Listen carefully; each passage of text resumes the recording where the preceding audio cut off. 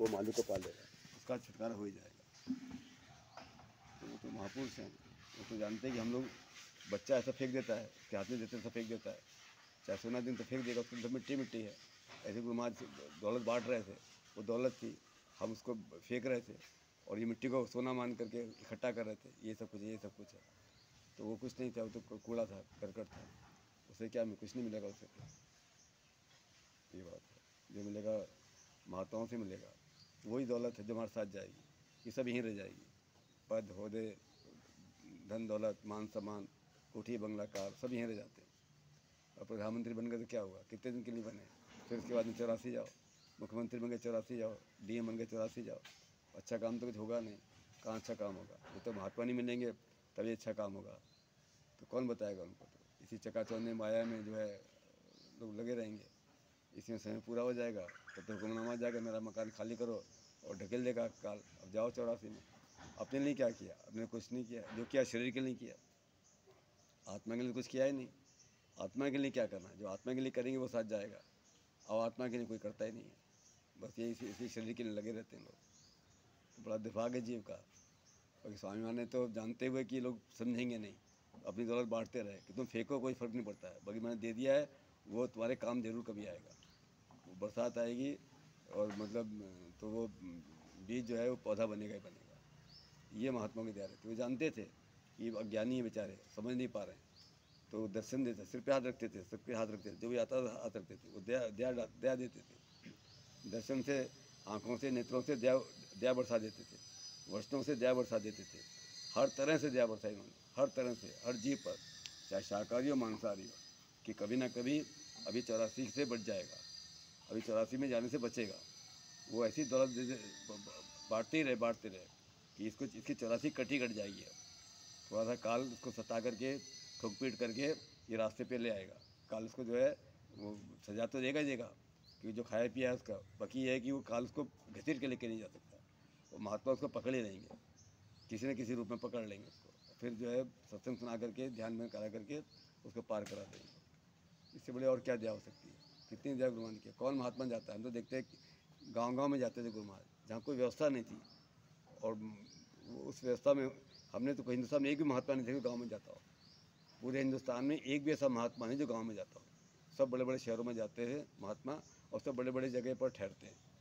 वही गुरु महाराज जो है वहीं सत्संगियों के बीच में ठहरते थे, टेंटों में ठहरते थे, तंबों में ठहरते थे।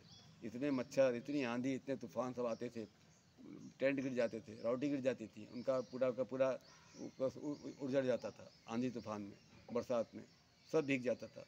बम्बई में तो घुटने घुटने पानी हो गया था, खाना भी किसी का नहीं बन पाया था। स्वामी जी अपनी गाड़ी में ही रहे, हम लोग अपनी गाड़ी में ही रहे, इतना पानी आ गया था नीचे। तो कितना ऐसे जगह हुआ, तभी महात्मा गुरु महाराज ने अपना काम नहीं छोड़ा। उनका काम दया करने का था, दया करते ही रहे, जीवों पर दया करते रहे। कितनी दया उन्होंने दया करी है, कितने संस्कार जीवों पर डाल दिए। अब कौन उतना कोई करे, सोच भी नहीं सकता है कोई। तो जब इतिहास बनेगा तब लोग सोचेंगे कि बाबा जी ने तो इतना काम किया जिसको किसी महात्मा ने किया ही नहीं होगा। इतनी जगह गुरु महाराज गए और इतनी उम्र में गए, और इतने बड़े काफिले लेके गए लोगों को जगाने के लिए, 1-1 लाख 50-50 हज़ार लोगों को, 50 गाड़ियाँ, 100 गाड़ियाँ, 200 गाड़ियाँ, 1000-1000, 2-2000, 50-50 हज़ार वाहन लेके गए गुरु महाराज। इतने वाहन लेके गए, 20,000, 10,000 साइकिलें थी, अपनी मेहनत मशक्कत का, सारे खून पसीने का, अपने कमाई का, लोग गाड़ी कमाई का पैसा लोगों ने खर्चा किया। कोई भी जितने भंडारे चले, जो भी हुआ, सब लोग अपने अपने अपने किराए से आए, अपने डीजल पेट्रोल अपना फूका, अपनी गाड़ी अपनी लगाई।